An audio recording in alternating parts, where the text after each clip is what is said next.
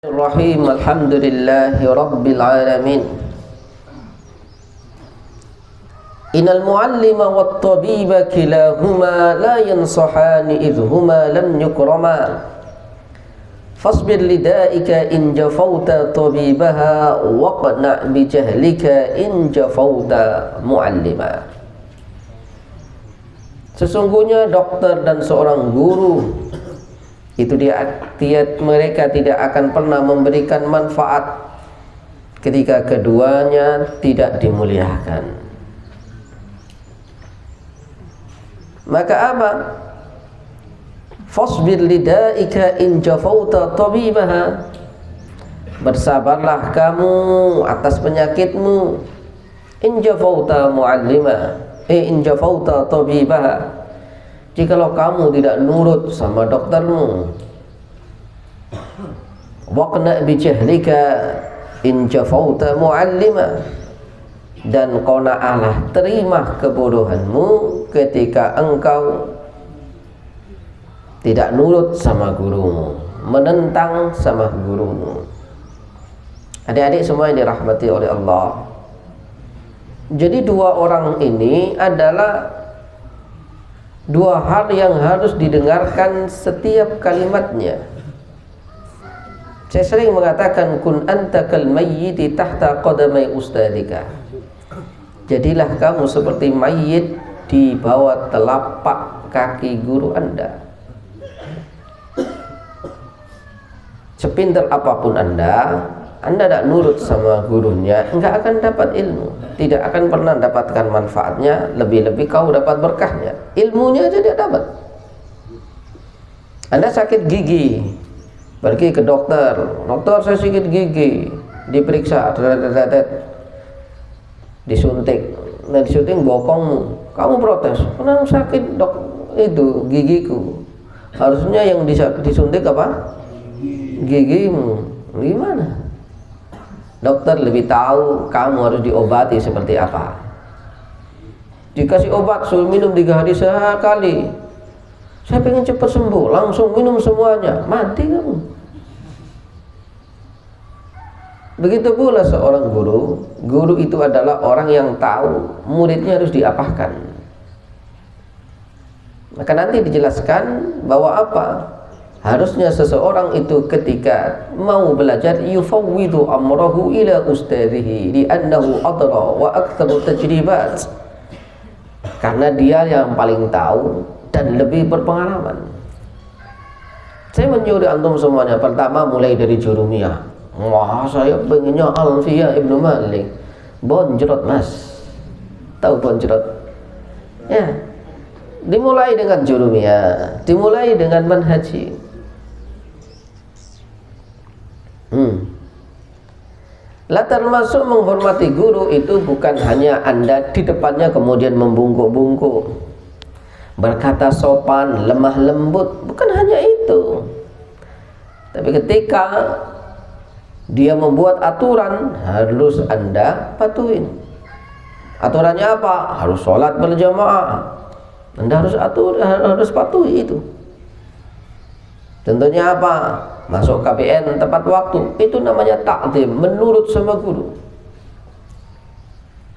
Bukan menurut ta'zim itu kemudian di depannya bungkuk-bungkuk, kemudian ucapannya manis. Bukan itu. Bukan itu saja.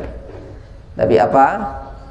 Tapi Anda mengikuti aturan, tidak membantahnya, tidak melawannya, tidak menentang apa yang ia katakan.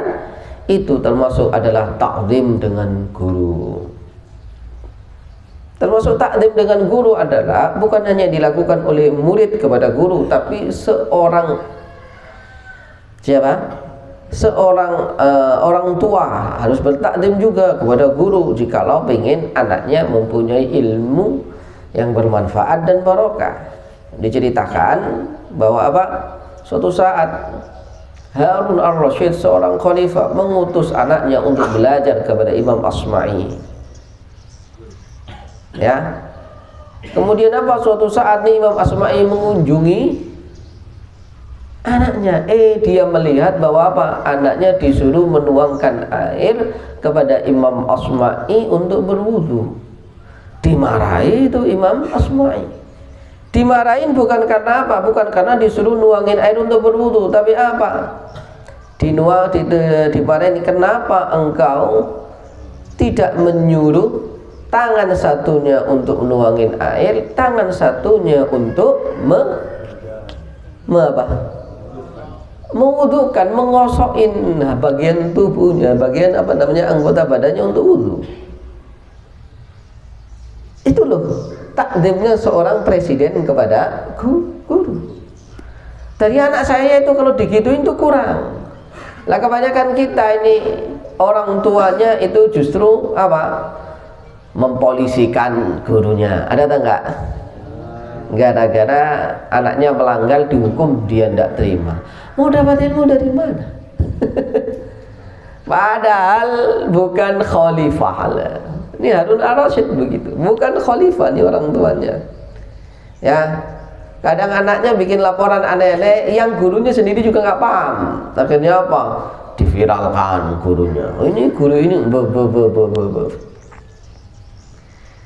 Nah, jadi ajaran kita tidak mengajarkan seperti itu. Jadi orang tua itu juga harus taklim kepada seorang guru.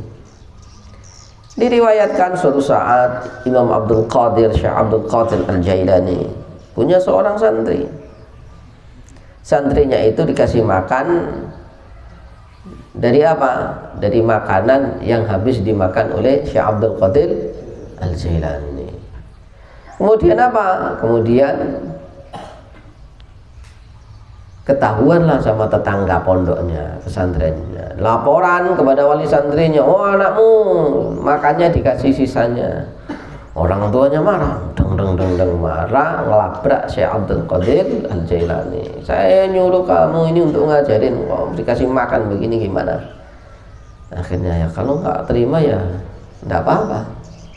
Akhirnya apa? Silakan bawa pulang. Akhirnya bawa pulang.